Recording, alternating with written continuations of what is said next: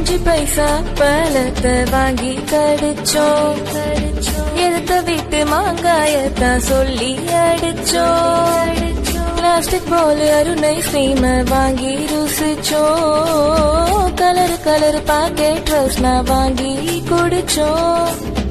ஆல்பன்லீபி coffee byte லேப்டோ king பாப்பன்ஸ் எல்லாம் எங்களோட சட்ட பேண்ட்டுக்குள்ள ஒழிச்சோம்.